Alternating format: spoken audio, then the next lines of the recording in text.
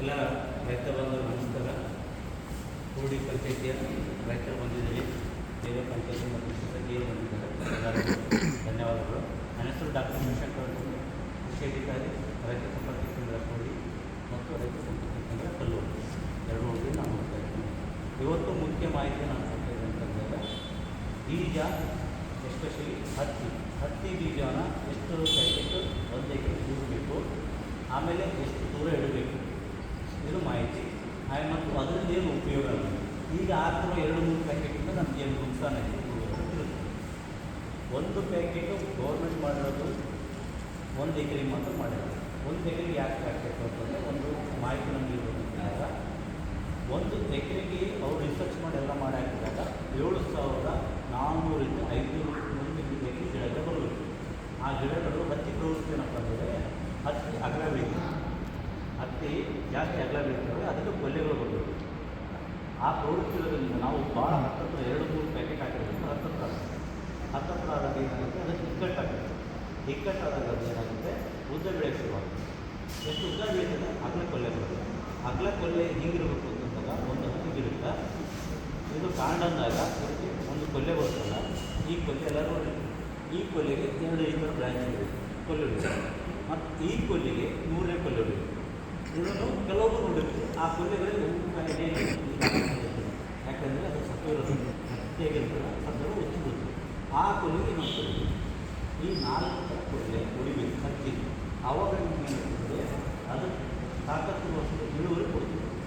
ಒಂದು ಗಿಡ ಸುಮಾರು 100-120 ಕಾಯಿಗಳು ಆರಾಮಾಗಿ ಕೊಡ್ತದೆ ಇಳುವರಿ ಒಂದೇ ಗಿಡ.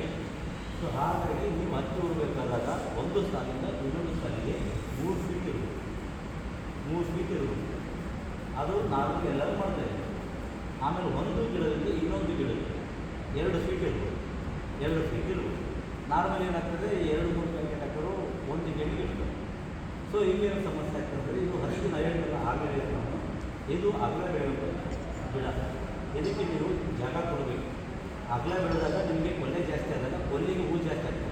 ಹೂವು ಆದಾಗ ಅದಕ್ಕೆ ಹೂವಾಗಿ ಕಾಯಿ ಆಗುತ್ತಲ್ಲ, ಮಧ್ಯೆಯಾಗಿ ಕಾಯಿ ಆದಾಗ ಗಿಡಕ್ಕೆ ವಜ್ಜೆ ತಡ್ಕೋಬೇಕಲ್ಲ, ವಜ್ಜೆ ತಡ್ಕೋದು ಸತ್ತು ಇರಬೇಕಲ್ಲ. ಆ ಸತ್ತುದು ಪೋಷಕಾಂಶ ಆಗ್ತಲ್ಲ, ಒಂದು ಎಕರೆಗೆ ಏನಾಗ್ಬೇಕಲ್ಲ, ಪಕ್ಕ ಇದ್ದರೆ ಬೇರುಗಳು ಜಗಳಾಡ್ತಿರ್ತವೆ, ಗಿಡಗಳು ಜಗಳಾಡ್ತಲ್ಲ, ಗಾಳಿ, ನೀರು, ಬೆಳಕು, ನೀರು, ಗೊಬ್ಬರ ಎಲ್ಲದಕ್ಕೂ ಜಗಳಾಡ್ತದೆ. ಸೊ ಹಾಗಾಗಿ ಏನಾಗ್ತದೆ, ಹತ್ತಿ ಗಿಡಗಳು ತಮ್ಮ ತಾಯಿ ಒಳ್ಳೆಯ ರೀತಿ ಬೆಳೆಯೋಕ್ಕೆ ಸಾಧ್ಯ ಇಲ್ಲ. ಒಂದು ಆಮೇಲೆ ಮಗುವಿನ ಬಳಿಗೆ ಭಾಳ ಚೆನ್ನಾಗಿರ್ಬೇಕು. ನಾವು 5 ವರ್ಷದ ಮಗು ಭಾಳ ಚೆನ್ನಾಗಿದೆ. ನಾವೆಲ್ಲ 6 ತಿಂಗಳು ಪೋಷಕಾಂಶ ಎಲ್ಲ ಬಂದು ನನಗೆ ಇದು ನಾವು ಹತ್ತಿ ಬೀಜ ಬಿತ್ತಿದಾಗ ಅದಕ್ಕೆ ಒಳಗಡೆ ಗೊಬ್ಬರ ಇರಬೇಕು. ಅದು ಎಣ್ಣೆ ಗೊಬ್ಬರ ಹಾಕಿದವರು ತೊಂದರೆ ಇಲ್ಲಪ್ಪ ಅಂದರೆ ಅದಕ್ಕೆ ಅದೋ ಒಂದು ಗೊಬ್ಬರ ಹಾಕಬೇಕು ಅಂತ ಹೇಳ್ತೀವಿ. ಅದಕ್ಕೆ ಎಷ್ಟು DAP ಹಾಕಬೇಕು ಅಂತ ಹೇಳ್ತೀವಿ. ಸೊ ಏನು ಹಾಕಿದ್ರೆ DAP ಹಾಕಬೇಕು. ಹಾಗಾಗಿ ನೀವು ಆ ಬೀಜದ ಮಾಹಿತಿ ಊರಿದಾಗ ನಿಮಗೆ ಅದಕ್ಕೆ ಪಕ್ಕದಾಗ ಯಾವುದೇ ಕಾಂಪಿಟೇಷನ್ ಇಲ್ಲ, ಚೆನ್ನಾಗಿ ಬೆಳಕು ಸೊಣದಿತ್ತು. ಪಕ್ಕದಾಗ ಹಾಕಿದ್ರೆ ನೀರು ಹಾಕಿ ಹೊಂದಿರೋದು ಆಗೋದೇ ಅವ್ರು ಜಗಳ ಶುರುವಾಗ್ತದೆ. ಗೊಬ್ಬರ ಸಿಗೋದು, ನೀರಿನ ಸಿಗೋದು ಆಯಿತಾ. ಈಗ ನೀರು ಮಳೆ ಬಂದಿಲ್ಲ ಅಂತ 2 ಗಿಡಕ್ಕೆ ನೀರು, 3 ಗಿಡಕ್ಕೆ ನೀರು ಬೇಕು. 2 ಫೀಟ್ ಒಳಗೆ 3, 4 ಗಿಡಗಳು. ಆ 4 ಗಿಡಕ್ಕೆ ನೀರು ಬೇಕು. ಅದೇ 2 ಗಿಡಕ್ಕೆ ಇರ್ತದೆ, ದೂರ ಇರ್ತದೆ, ಹಾಕಿದೆ ಅಂತ ನಾನು ನೀರು ಕುಡಿದ ಗಿಡ ಇದು ಒಂದು ವಾರ ಬದುಕ್ತದೆ. ಇದು ಒಂದು ಈ ಥರ ಆದಾಗ ನಿಮಗೆ ಏನಾಗ್ತದೆ, ಗಿಡ ಎಲ್ಲ ಬೆಳೆದಾಗ ಗಾಳಿ ಸಿಗ್ತದೆ, ನೀರು ಸಿಗ್ತದೆ, ಬೆಳಕು ಸಿಗ್ತದೆ. ಇದು ದೊಡ್ಡದಾದಾಗ ನಿಮಗೆ ಆಗ್ತದೆ, ನಮ್ಮ ಮನುಷ್ಯನಿಗೆ ಹೈಟ್ ಬೆಳೆ ಮಾಡ್ತದೆ. ಹಾಗೆ ಪ್ರತಿ ಮಟ್ಟ ಮ್ಯಾಕ್ಸಿಮಮ್ ಅದಕ್ಕೆ ಜಾಸ್ತಿ ಹೈಟ್ ಬೆಳಿಬಾರ್ದು. ಏನಾಗ್ತದೆ, ನಾವು ಹೋದಾಗ ಗಾಳಿ ನೀರು ಕೆಪಾಸಿಟಿ ಕಡಿಮೆ ಆಗ್ತದೆ. ಅದರ ಜಾಸ್ತಿ ಕೊಲ್ಲೆ ಜಾಸ್ತಿ ಬಂದಾಗ ಮಾತ್ರ ಹೂವು ಕಾಯಿ ಜಾಸ್ತಿ. ಈ ಪದ್ಧತಿಯಿಂದ ನೀವು ಬೀಜದ ಭಾಳ ಇರ್ತದೆ. ಆಮೇಲೆ ಈ ಬೀಜಗಳನ್ನು ಕುಡಿಸುವುದನ್ನು 1.5 ತಿಂಗಳಿಂದ 2 ತಿಂಗಳು ಒಂದು, 2 ತಿಂಗಳಿಂದ 2.5 ತಿಂಗಳು ಒಂದು, 2.5-3 ತಿಂಗಳು ಒಂದು. ನನ್ನ ಗಿಡದಿಂದ ಒಳ್ಳೆಯ ಐಟಮ್ ಅಂತಂದಾಗ 1.5 ತಿಂಗಳಿಗೆ ನೀವು ಕುಡಿಸುವುದು ಅಂದರೆ ಒಂದು 15 ಮೇಲೆ ಕುಡಿ ಅಂತ ಒರಿಜಿನಲ್ ಕಟ್ ಮಾಡ್ಕೊಂಡು ಹೋದರೆ ನಿಮಗೆ ಅಗಲ ಹೊಡಿಗೆ ಚಾನ್ಸ್. ಆಮೇಲೆ 2 ತಿಂಗಳು 2-2.5 ತಿಂಗಳು ಮತ್ತು ಇನ್ನೊಂದು ಸ್ವಲ್ಪ ಕುಡಿಸುತ್ತೆ, 6 ತಿಂಗಳು ಮತ್ತು ಅಗಲ ಬೆಳೆ ಶುರು ಆಗ್ತದೆ. ಮತ್ತು 3ನೇ ಸಲ 3 ತಿಂಗಳು, 2.5-3 ತಿಂಗಳು ಅವಾಗ ಕುಡಿಸುತ್ತೆ. ಮತ್ತು ಅಗಲ ಬೆಳೆ ಶುರು ಆಗ್ತದೆ. ಈ ಥರ ಅಗಲ ಬೆಳೆದಾಗ ನಿಮಗೆ 4 ಕೊಲ್ಲಿಗಳು ಬರ್ತದೆ. ಹೂವು ಕಾಯಿ ಜಾಸ್ತಿ ಇರುತ್ತೆ. ಸುಮಾರು 100-120 ಕಾಯಿಗೆ ಕೆಪಾಸಿಟಿ ಇದೆ. ಆಯಿತಾ. ಅದೇ ಟೈಮಲ್ಲಿ ನೀವು ಈ ಪೋಷಕ ಜಗಳಾಡ್ತಲ್ಲ, ಗೊಬ್ಬರ ಯಾವಾಗ ಮೀನು ಹಾಕ್ತಿರ್ತಲ್ಲ, ಕಾಂಡಗಟ್ಟಿರೋ ಕೊಳ್ಳೆಗಟ್ಟಿರ್ತಲ್ಲ, ಆ ಕೊಳ್ಳೆಗಳು ಸ್ವಲ್ಪ ಸರಿ ಆಗ್ತದೆ. ಆ ಗಿಡ ಇದ್ದಾಗ ನೀವು ಬಯ್ಯೋ ಹೊಡಿತೀರಿ, ಅದು ಜಾಸ್ತಿ ಹೊಡಿಬೇಕು ಅನಿಸುತ್ತೆ ತಿಂದ್ರಂಗಿಲ್ಲ ಹೂಕಾಯಿ ಜಾಸ್ತಿ ವಜನ್ ಹೇಗೆ ನಮ್ಮ ಫುಡ್ಗಳು ಬರೋ ಚಾನ್ಸಸ್ ಜಾಸ್ತಿ ಯಾಕೆ ವೈರಸ್ ಬರುತ್ತೆ ಕೊರೋನಾ ವೈರಸ್ ಬರುತ್ತೆ ಸೊ ಇಲ್ಲಿ ಲಿಪ್ಸಿಂದ ಒಂದು ವೈರಸ್ ಬರುತ್ತೆ ಆ ವೈರಸ್ಸಿಂದ ಏನಾಗ್ತದೆ ಹೂವು ಕಾಯಿಗಳು ಉಜ್ಜಿಟ್ಟು ಗೊತ್ತು ಮನೆಯಲ್ಲಿ ಇದು ನೀವು ಅಂದ್ಕೊಂಡ್ರೆ ಬರೀ ಕೂತ್ಕೊಂಡು ಇದು ನನ್ನ ವೈರಸ್ ಬಂದಿದೆ ಸೊ ಇದು ಜಾಸ್ತಿ ಆಗ್ತದೆ ಈ ಗಾಳಿ ಬೆಳೆದಾಗ ಸ್ವಲ್ಪ ಕಡಿಮೆ ಆಗ್ತದೆ ಹಾಗಾಗಿ ನೀವು ವೀಡಿಯೋನ ಒಂದೇ ಪ್ಯಾಕೆಟ್ ಒಂದೇ ಯೂಸ್ ಮಾಡಿ ಈಗಾಗಲೇ ನಾನು ಮಾಡಿದ್ನಪ್ಪ ಏನು ಮಾಡಬೇಕು ಇವೆಲ್ಲ ಬಂದಿಲ್ಲ ಯಾಕೆ ನಾವು ಮೊದಲೇ ಯಾರು ಮಾಡಿಲ್ಲ ಬೇರೆ ಕಡೆ ಮಾಡಿಬಿಟ್ಟು ಈಗೇನು ಮಾಡಬೇಕು ನಡವರ್ಗ ಇದು ನೀವು ಒಂದು ಗಿಡ 2 ಗಿಡ ನೋಡಿ ಆಯ್ತಪ್ಪ ಎಷ್ಟು ಮಾಡೋದ್ರೆ ಮೈದಾನ ಮತ್ತು ಅದಕ್ಕೆ ಏನು ಮಾಡಿದ್ರು ಒಂದು 10 ಸಾಲು ಇಟ್ಬೋದು 10 ಸಾಲು ನಾ 2 ನಡವರ್ಗ ಗಿಡಕ್ಕೆ 2 ಫೀಟ್ ಇಟ್ಬೋದು 3 ಫೀಟಲ್ಲಿ 2 ಫೀಟ್ ಉದ್ದ ಕುಡಿಕೊಂಡು ಮಾಡಿ ಈಗ ಇಳುವರಿ ನಿಮ್ಮಲ್ಲಪ್ಪ ಇಳುವರಿ ನೀವೇ ಚೆಕ್ ಮಾಡಿ ಈ ಗಿಡಕ್ಕೆ ಕಾಯಿ ಕೊಡ್ತಾವ ಈ ಗಿಡಕ್ಕೆ ಹೂವು ಕೊಡ್ತಾವ ಆ ರೀತಿ ಅದು ಎಷ್ಟು ಬರ್ತಪ್ಪ ನಿಮಗೆ ತೂಕ ಇದು ಎಷ್ಟು ಒಂದು 10 ಸಾಲ ಇಷ್ಟು ನೀವು ಮಾಡಬೇಕು ಇದನ್ನು ಒಂದು ಸಲ ನಿಮ್ಗೆ ಅನುಭವ ಆಯಿತು ನೀವು ಪ್ರತಿ ಸಲ ನೀವು ಮಾಡಿ ಇದನ್ನು ನಾನು ಹೇಳ್ತಿಲ್ಲ ನಾನು ಸ್ವಂತ ರೈತರುಗಳನ್ನು ನೋಡಿದ್ದೂ ಇದೆ ನಮಗೆ ಸೈಂಟಿಸ್ಟ್ಗಳು ಹೇಳ್ತಾರೆ ಕಂಪ್ನಿನೂ ಅದೇ ಹೇಳ್ತಾರೆ ಕಂಪ್ನಿನದೇ ಹೇಳ್ತಾರೆ ಕಂಪ್ನಿ ಸರ್ಕಾರ ಅದೇ ಹೇಳ್ತಾರೆ ಸೊ ಇವೆಲ್ಲ ಮಾತುಗಳು ನೋಡಿ ಇದು ಭಾಳ ಇಂಪಾರ್ಟೆಂಟ್ ಸರಿ ಆಮೇಲೆ ಗೊಬ್ಬರ ಹತ್ತಿಗೆ ಗೊಬ್ಬರ ಏನಂದರೆ ಯಾರಾದರೂ ಪೊಟ್ಯಾಶ್ ಹಾಕ್ತೀರಾ ಪೊಟ್ಯಾಶ್ ಎಷ್ಟಿಗೆ ಹಾಕ್ತೀರಿ ಒಂದು ಎಕರೆಗೆ 1 ಚೀಲ 2 ಒಂದು ಟಿಪ್ಪಲ್ಲಿ ಹಾಕಿದರೆ 60 kg ಪೊಟ್ಯಾಶ್ ಇರ್ತದೆ ನೆಲ ಆಯಿತಾ ನಮಗೆ ಹತ್ತಿಗೆ ಬೇಕಾಗಿದ್ದು 36 kg ಪೊಟ್ಯಾಶ್ ಇದೆ 36 kg ಅಂತ ನಮಗೆ ಅಂತಂದರೆ ಸುಮಾರು ಒಂದು ಚೀಲ ಸ್ವಲ್ಪ ಜಾಸ್ತಿ ಒಂದು ಚೀಲ ಸ್ವಲ್ಪ ಜಾಸ್ತಿ ಒಂದು ಸಾಕು ಪೊಟ್ಯಾಶ್ ಪ್ರಮಾಣ ಬಟ್ ಅದೇ ಚೀಲ ಇಲ್ಲಿ ಏನಾಗುತ್ತೆ 10-20 ಆಗ್ತದೆ ಯಾರು 20 ಸೊನ್ನೆ ಆಗ್ತದೆ ಯಾರು 20 ನಮ್ಮ ಹತ್ತಿ ಬೆಳೆ ಸೂಟೇಬಲ್ ಅಲ್ಲ ಅಂತ ಅಂದರೆ ಅದರ ಸ್ವಲ್ಪ ಎಣ್ಣೆ ಕಾಳು ಬೆಳೆಯೋದು ಭಾಳ ಒಳ್ಳೆಯದಾಗುತ್ತೆ ಅಂತ 10-20 ಹತ್ತಿಗೆ ಭಾಳ ಸೂಟೇಬಲ್ ಯಾಕಂತಂದರೆ ಪ್ರಮಾಣ ಏನಾಗ್ತದೆ 10 ಐತೆ 26 ಎಲ್ ಐತೆ ಪಿ ಐತೆ ಕೆ 3 ಐತೆ ಗಂಜೈತೆ ಪೊಟ್ಯಾಶ್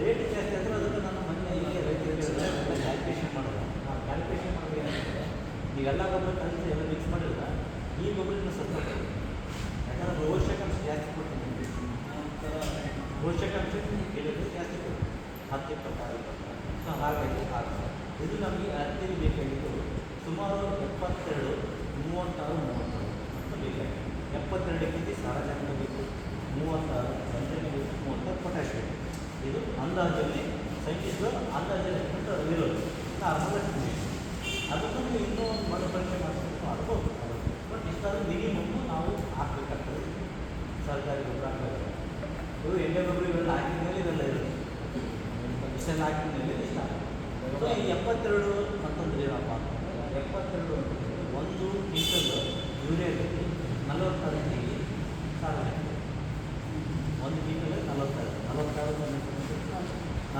kg 1 ಅದಕ್ಕೆ 46 ಬರ್ತದೆ ಸೊ 46 ಇನ್ನೊಂದು ಹೇಳ್ಕೊಂಡು ಒಂದು ಚೀಲ ಇನ್ನೊಂದು ಚೀಲ ಹಾಕಿ ಸುಮಾರು ಒಂದು 23 ಅಂತ ಸೊ 50 kg ಇನ್ನೊಂದು 46 ಸುಮಾರು ಒಂದು 92 ತರ್ಬೋದು ಆ 92 ನಾನು ಅದಕ್ಕೆ ನಾನು ಸ್ವಲ್ಪ ಅರ್ಧ ಇನ್ನೊಂದು ಚೀಲ ಹಾಕಿದ್ವಿ 3 ಚೀಲ ಹಾಕಿದ್ವಿ 72 72 ಅಂದಾಜು ಇದೇ ರೀತಿ ನಮ್ಮ ಸಾರಜನಕ ರಂಜಕ ಮತ್ತು ಪೊಟ್ಯಾಶ್ ಅದು 36 ಪ್ರಮಾಣದಲ್ಲಿ ಬೇಕು ಡಿ ಎ ಪಿ ತಗೊಂಡಾಗ 46 ರಂಜಕ ಫಸ್ಟ್ 15 46 19 ಸಾರಜನಕ 46 ಇದು ಪ್ರಮಾಣ ಇದನ್ನು ನೀವು ಹಾಕ್ಬೇಕಾದ್ರೆ ಡಿ ಎ ಪಿ ನಾವು ಯಾಕೆ ಹೇಳ್ತೀವಿ ಇಲ್ಲಿ ನಿಮಗೆ ಪೊಟ್ಯಾಶ್ ಬೇಕು ರಂಜಕ ಬೇಕಲ್ಲ ಡಿ ಎ ಪಿ ಸಾರಜನಕ ರಂಜಕ ಪೊಟ್ಯಾಶ್ ಇಲ್ಲ ಸೊ ನಿಮಗೆ 26 ಸಿಕ್ಕಿಲ್ಲ ಅಂತಂದರೆ ಇಲ್ಲಿ ನಿಮಗೆ ಡಿ ಎ ಪಿ ಬೇಕಾಗ್ತದೆ ಮತ್ತು ಯೂರಿಯಾನು ಬೇಕಾಗ್ತದೆ ಮತ್ತು ಪೊಟ್ಯಾಶ್ ಬರುತ್ತೆ 3 ಯೂರಿಯಾ ಬೇಕಾಗ್ತದೆ ಯೂರಿಯಾನು ಬೇಕಿದೆ ಸರ್ ಅದು ದೊಡ್ಡ ಪ್ರಮಾಣದಲ್ಲಿ ಅದನ್ನು ಆಹಾರದ ದೊಡ್ಡ ಪ್ರಮಾಣದಲ್ಲಿ ಬೇಕು ನಮ್ಮ ಮನುಷ್ಯರಿಗೂ ಬೇಕು ಪ್ರತಿ ಪ್ರಪಂಚಕ್ಕೆ ಬೇಕು ಆಯಿತಾ ಹತ್ತಿಯಲ್ಲಿ ಸುಮಾರು ಎಲ್ಲ ಗಿಡಗಳಿಗೆ ಸುಮಾರು 20 ಕೊಡಬೇಕಾಗುತ್ತೆ 20 ನಿಮಿಷ. ನೀವು ಹಾಕಿರೋದು ಯೂರಿಯಾ DAP ಮತ್ತು ಅಥವಾ 20-21 ನ್ಯಾಚುರಲ್ ಪ್ರೊಡಕ್ಷನ್. ಸೊ ಈ ಮೂರು ಮೇಜರ್ ಅದು ಬಹಳಷ್ಟು ಉಳಿದ ಪ್ರಮಾಣ ಇದ್ದಾವೆ. ಮೆಗ್ನೀಷಿಯಮ್ ಇರ್ಬೋದು, ಮ್ಯಾಂಗನೀಸ್ ಇರ್ಬೋದು, ಜಿಂಕ್ ಇರ್ಬೋದು, ಸಲ್ಫರ್ ಇರ್ಬೋದು, ಕ್ಯಾಲ್ಸಿಯಂ ಇರ್ಬೋದು, ಬೋರಾನ್ ಇರ್ಬೋದು, ಇವೆಲ್ಲ ಏನಿರಲ್ಲ ಮ್ಯಾಂಗನೀಸ್ ಇರ್ಬೋದು, ಇವೆಲ್ಲ ಭಾಳ ಪ್ರಮಾಣದಲ್ಲಿ ಬೇಕಾಗುತ್ತೆ. ಇನ್ನೂ ಸ್ವಲ್ಪ ಮಟ್ಟಿಗೆ ಸಾಕು. ಸೊ ಈ ಜಿಂಕ್ ಈ ಪ್ರಮಾಣದಲ್ಲಿ ಕಡಿಮೆ ಇದೆ. ಜಿಂಕ್ ನಮಗೆ ಸ್ವಲ್ಪ ಸಮಸ್ಯೆ ಇದೆ. ಇನ್ನೊಂದು ಮೆಗ್ನೀಷಿಯಮ್ ಕೆಂಪು ರೋಗ ಬರೋದು ಹತ್ತಿರ ನೀರು ಅದು ಮೆಗ್ನೀಷಿಯಮ್ ಇರ್ತದೆ. ಯಾಕಂದರೆ ನಾವು ಅಲ್ಲಿ ಯೂಸ್ ಮಾಡಿದ್ರೆ ಹಾಕಿದ್ರೆ ಇವರು ಕೂಡ ಒಂದು 10 kg 20 kg ನಮ್ಮ ಕೆಂಪು ರೋಗ ಜಗ್ಗಿ ಪ್ರೋತ್ಸಾಹವನ್ನು 20 kg ಬೇಕು ಮೆಗ್ನೀಷಿಯಮ್ ಅದನ್ನು ಕೆಂಪು ಸಿಗ್ತದೆ. ಕೆಂಪು ರೋಗಕ್ಕೆ ಯಾವುದು ಮೆಗ್ನೀಷಿಯಮ್ನ ಕೆಂಪು ಗೊಬ್ಬರ ಗೊಬ್ಬರದಿಂದ ಮೆಗ್ನೀಷಿಯಮ್ ಗೊಬ್ಬರನೂ ಕೊಡಲಿ ಅದನ್ನು ಒಂದು 10 20 kg ಭಾಳ ಜಾಸ್ತಿ ಬಂದಿದ್ರೆ 20 ಆದರೆ 10 kg ಸಾಕು 1 ಎಕರೆಗೆ ಹಾಕಬೇಕು. ಇದು ಆಮೇಲೆ ಜಿಂಕ್ ಕೆಲವು ಎಸ್ಪೆಷಲಿ ಭತ್ತಕ್ಕೆ ಭಾಳ ಬೇಕು, ಭಾಳ ಭತ್ತಕ್ಕೆ ಇಂಪಾರ್ಟೆಂಟ್. ಜಿಂಕ್ ಒಂದು 10 kg 1 ಎಕರೆಗೆ ಹಾಕಿ ಭಾಳ ಬರ್ತದೆ. ಯಾಕಂದರೆ ಈ ಪೋಷಕಾಂಶ ಭಾಳ ನೀವು ಹಾಕಿರಲ್ಲ, ಈ ಪೋಷಕಾಂಶ 20 ಇರೋಲ್ಲ. 1 ಎಕರೆಗೆ 20 ಒಂದು ಸ್ವಲ್ಪ ಬಜೆಟ್ ಹಾಕಿದ್ರೆ ನೀವು ಎಳೆದಿರೋ 4 ಗಿಡ ಏನಾಗುತ್ತೆ 4 ಗಿಡದ್ದು ಸಿಗ್ಬೋದು. ಭೂಮಿ ಕಾರ್ಯ ಮಾಡಬೇಕು ಹಂಗಾಗಿ ಹೊರಗಿಂದ ಹಾಕ್ತೀವಿ. ಮತ್ತು ಇವು ನಾವೆಷ್ಟು ಭೂಮಿ ಕಾರ್ಯ ಮಾಡ್ತೀವಿ ಹೊರಗಿಂದ ಹಾಕ್ತೀವಿ. ಸೊ ಈ ಪ್ರಮಾಣದಲ್ಲಿ ಹಾಕೋದು ಇವೆಲ್ಲ ನೀವು ಜ್ಞಾನ ಬಿಟ್ಕೊಂಡಾಗ ಈ ಗೊಬ್ಬರ ಪ್ರಮಾಣದಲ್ಲಿ ಈಸಿ ಆಗ್ತದೆ. ಸೊ 10 ಪ್ರಕಾರ 26 ಹಾಕಿದ್ರೆ ಏನಾಗ್ತದೆ ಸುಮಾರು ನಿಮಗೆ 2 ದಿನದಲ್ಲಿ 1 ಕ್ವಿಂಟಲ್ 10 ಪ್ರಕಾರ ಬಟ್ 10 26 26 ಇನ್ನೊಂದು 5 kg ಆಗಿದೆ ಸುಮಾರು ಏನಪ್ಪ 36 ಶೇಕಡದಲ್ಲಿ ರಂಜಕ ಪೊಟ್ಯಾಷ್ ಇದೆ. ಸೊ ಇವು 3 ಪ್ಯಾಕೆಟ್ ಯಾವಾಗ ಆಗ್ತದೆ 10 25 3 ಪ್ಯಾಕೆಟ್ ನಾವು 2ನೇ ಗೊಬ್ಬರ ಹೇಳ್ತೀವಿ 1ನೇ ಗೊಬ್ಬರ ನಾವು 1 ಆಗ್ತದೆ 1 ವರ್ಷಕ್ಕೆ 4 ಗೊಬ್ಬರ 2ನೇ ಗೊಬ್ಬರ. 2ನೇ ಗೊಬ್ಬರಲ್ಲಿ ಇವು 2 kg 10 ಈ ಬಿತ್ತನೆ ಟೈಮಲ್ಲಾಗಲಿ DAP ಒಂದು ಆಗುತ್ತೆ. DAP 1 kg 1 ಎಕರೆ ಆಗುತ್ತೆ. ಯಾಕಂದರೆ DAP ಸಾರ್ವಜನಿಕ ಸ್ವಲ್ಪ 15 ಇರ್ತದೆ. ಅದು ಗಿಡ ಪಡಪಡ ಬೆಳೆ ಅವಕಾಶ ಇದೆ. ಪಡಪಡ ಬೆಳೆ ಬೇರೆ ಬೆಳೆ ಬೆಳೆಯೋದು ಜೊತೆ ಬೆಳೆಯೋದು ಅವಕಾಶ ಒಂದು. ಆಮೇಲೆ ಸೊಣ್ಣದಿಂದ ಚೆಂದ ಬೆಳೆದಾಗ ಏನಾಗುತ್ತೆ ಆಮೇಲೆ ರೋಗ ಮತ್ತು ಕೀಟ ತಕ್ಷಣ ಶಕ್ತಿ ಸಿಗ್ತದೆ. ಸೊ ಹಾಗಾಗಿ ಗೊಬ್ಬರ ಪ್ರಮಾಣ ಇರ್ತಲ್ಲ, ಗೊಬ್ಬರದಲ್ಲಿ ಪೊಟ್ಯಾಷ್ ಕಡಿಮೆ ಅಂದರೆ ಗೊಬ್ಬರ ಜಾಸ್ತಿ ಇರ್ತದೆ, ತಡ್ಕಣ ಶಕ್ತಿ ಕಡಿಮೆ ಇರ್ತದೆ. ಗಿಡ ಬೆಳೆದು ಹೂವು ಕಾಯಿ ಅವು ಅಷ್ಟು ಚೆನ್ನಾಗಿ ಬರೋಂಗಿಲ್ಲ, ಅದು ಹಚ್ಕೊಂಡ್ಬಿಡ್ತು ಪೊಟ್ಯಾಷ್ ರಂಜಕ ಏನೈತಿಲ್ಲ ಬ್ಯಾಕ್ ಬೋನಿಂದ ಆಣಗಿನ ಗಟ್ಟಿ ಆಗ್ತದೆ, ಗಟ್ಟಿ ಆಗ್ತದೆ, ಸಾರಜನಕ ದನ ಬೆಳೀತದೆ, ಐದು ಇವೆಲ್ಲ ಶಕ್ತಿಗಳು ಇರ್ತವೆ. ಅದ್ರ ಜೊತೆಗೆ ಸಣ್ಣ ಪುಟ್ಟ ಪೋಷಕರು ಎಲ್ಲ ಬೇಕಾಗ್ತದೆ. ಸೊ ಇವುಗಳೆಲ್ಲ ಕರೆಕ್ಟಾಗಿ ಪೋಷಕಾಂಶ ಹಾಕಿದ್ರೆ ನಿಮಗೆ ರೋಗ ಮತ್ತು ಕೀಟ ತಡ್ಕಣ ಶಕ್ತಿ ಆಟೋಮೆಟಿಕ್ ಗಿಡದಲ್ಲಿ ಜಾಸ್ತಿ ಶಕ್ತಿ ಬರುತ್ತೆ. ಅವಾಗ ನೀವು ಎಣ್ಣೆ ಹೊಡಿಬೇಕಾದ ಪ್ರಮಾಣ ಅನ್ನೋದು ಸ್ವಲ್ಪ ಕಡಿಮೆ ಆಗ್ತದೆ.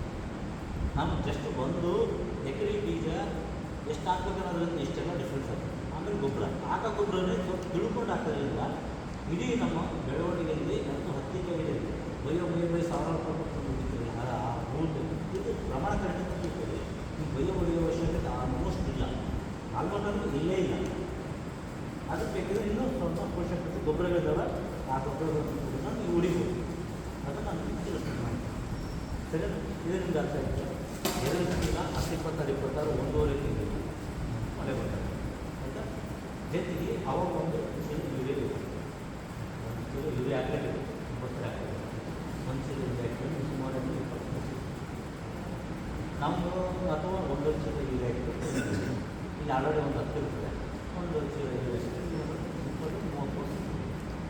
ಸೊ 1 ಚೀಲ ಯೂರಿಯಾ 2 ಚೀಲ 10 20 ಸಿಕ್ಕಿಲ್ಲ ಅಂತಂದರೆ DAP ಯೂರಿಯಾ ಮತ್ತು ಪೊಟ್ಯಾಷ್ ಹಾಕ್ತೀವಿ. ಸ್ಟಾರ್ಟಿಂಗ್ ಬಿತ್ತೋ ಟೈಮಿಗೆ ಅನುಕೂಲ ಆಯಿತು ಸೀಡ್ರಿಲ್ ಹಾಕ್ತಾರೆ DAP 1 ಚೀಲ ಹೊಡಿತೀವಿ.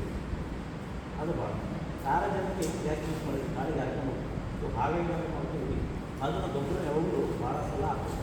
ಸಾರಜನಕ DAPದಾಗ ಏನಂದರೆ ಸಾರಜನಕ ಸ್ವಲ್ಪ ಕಡಿಮೆ ಆ ಟೈಮಿಗೆ ಎಷ್ಟು ಬೇಕು ಸಿಗ್ತದೆ. ಉಳಿದ ರಂಜಕ್ಕೆ ಭೂಮಿಗೆ ಗಟ್ಟಿ ಇಟ್ಕೊಬೋದು, ಜಲ್ದಿ ಹೋಗಿಲ್ಲ ಗಾಳಿ ಹಾಕಿ ಹಾಗಾಗಿ ಗಟ್ಟಿ ಇಡ್ಬೋದು. ಅದು ನಮಗೇನು ಲಾಸ್ ಆಗೋಂಗಿಲ್ಲ. ಸೊ ಅದು ಹಂಗೆ ಕಂಟಿನ್ಯೂ ಆಗ್ತದೆ ಈ ಥರ ಮಾಡೋದು. ನೆಕ್ಸ್ಟ್ ಅಂದರೆ DAP ನೀವು ಹಾಕಿಸ್ತು ಅಂದರೆ ನೀವು ನೆಕ್ಸ್ಟ್ ಏನಾದರೂ 10-20% ಅಲ್ಲಿಗೆ ಸಾಕು. ಮತ್ತು 3ನೇ ದಿವಸ ಹೂ ಆಡೋ ಟೈಮ್, ಹೂ ಬರೋ ಟೈಮ್, ಹೂ ಬಂದ ಹೂ ಬರೋ ಮುಂಚೆ ನಾವು ಹೂ ಬಂದಾಗ ತಗೋಬೋದು. ಆ ಟೈಮಲ್ಲಿ 10-20%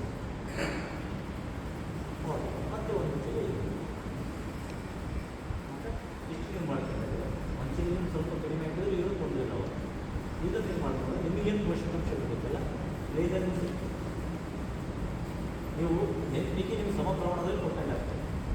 ಸಮ ಪ್ರಮಾಣ ಕೊಟ್ಟಂಗೆ ಇದು ಗೊಬ್ಬರದ ಮ್ಯಾನೇಜ್ಮೆಂಟ್ ಕೊಂಡಿತ್ತು. ಅದ್ರ ಜೊತೆಗೆ ಯಾವಾಗ ನಮ್ಮ ಭೂಮಿ ಬಂದಾಗ ಮೆಗ್ನೀಷಿಯಮ್ ಮತ್ತು ಮೊದಲಿಗೆ ಆ ಟೈಮಲ್ಲಿ ಭಾಳ ಇಲ್ಲಪ್ಪ 1 ವರ್ಷದಿಂದ ಒಂದರ ಮೆಗ್ನೀಷಿಯಮ್ 20 kg ಚಿಕ್ಕ ಚಿಕ್ಕ ಒಂದು 10 kg ಒಂದು ಎಕರೆ ಇದೊಂದು ಹಾಕಿದ್ರೆ ಕಂಪ್ಲೀಟು ಈ ಸದ್ಯಕ್ಕೆ ಪೋಷಕಾಂಶ ಕೊಟ್ಟು ಈ ಮೇಜರ್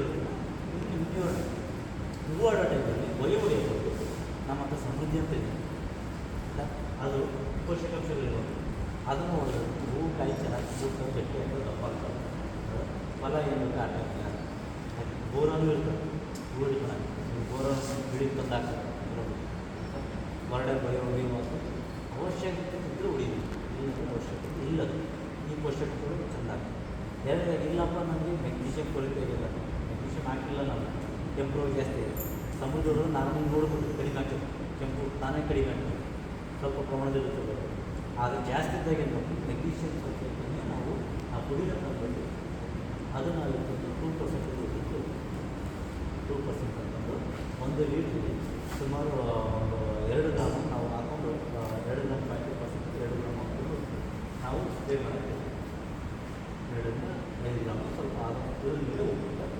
ಸೊ ಅದು ನೋಡ್ಕೊಂಡು ಹೊಡಿಬೇಕು. ಈ ಥರ ಹೊಡೆದ್ರಿಂದ ಆಮೇಲೆ ಇನ್ನೊಂದು ನೆನಪುಕೊಡ್ರಿ ಯಾವಾಗೇ ಇರಲಿ ಮಳೆ ಜಾಸ್ತಿ ಬಂದು ನೀವು ಹಾಕಿ ಗೊಬ್ಬರ ಹರ್ಕೊಂಡು ಹೋಗಿ ಗೊಬ್ಬರ ಹಾಕೋದು ಕೈಗಿಲ್ಲ ಅಂತಲ್ಲ ಅವತ್ತು ನೀವು ಕಂಪಲ್ಸರಿ 19 ಗೊಬ್ಬರ ಪುಡಿ ಬರ್ತಲ್ಲ ಅಥವಾ ಇಲ್ಲ ನಿಮ್ಗೆ ಇರುವಂಥದ್ದು ಇವೆಲ್ಲ ಏನಾಗಿ ನಮ್ಮ ಆದಂಪದಲ್ಲಿ 19 ಅಥವಾ 17 ಏನೇ ಬಂದರೂ ಪುಡಿ ಗೊಬ್ಬರ ಬರ್ತದೆ ಅದನ್ನು ಏಕೆ ಕಂಪಲ್ಸರಿ ಹೊಡಿಲೇಬೇಕು. ಯಾಕಂದರೆ ನೀರು ಜಾಸ್ತಿ ಇದ್ದಾಗ ಇಲ್ಲ ಎಳ್ಕೊಳ್ಳೋಕ್ಕಾಗಲ್ಲ ಪೋಷಕಾಂಶ ನೀವು ಗಿಡಕ್ಕೆ ಎಲ್ಲಿ ಕೊಟ್ಟಾಗ ಸೀದಾ ಒಳಗೆ ಪಟ್ ಬೆಳೀತದೆ. ನೀವು ನೀರು ನೀರು ಹಾಕಿದರೂ ಸಿಗೋಂಗಿಲ್ಲ ಬಟ್ ಎಲ್ಲಿಗೆ ಹಾಕಿದ್ರೆ ಸಿಗ್ತದೆ. ಇಂಥ ಟೈಮಲ್ಲಿ ನಿಮಗೆ 1.5 ತಿಂಗಳಾದಮೇಲೆ ನೀವು ಯೂರಿಯಾ ಚೀಲನ ಹಾಕ್ಬೇಕಂತಿಲ್ಲ ಯೂರಿಯಾ ಇಸ್ಕೋಟ್ ಒಳ್ಳೆಯದು ಅದನ್ನು ನೀವು ಯೂರಿಯಾ ಒಂದು ಬಾಟಲ್ ಒಂದು ಎತ್ತಿದ್ದೀವಿ ಅವು ಒಂದು ಚೀಲ ಹಾಕೋ ಈ ಮಳೆಗಾಲದಲ್ಲಿ ಭಾಳ ಹೆಲ್ಪ್ ಆಗ್ತದೆ.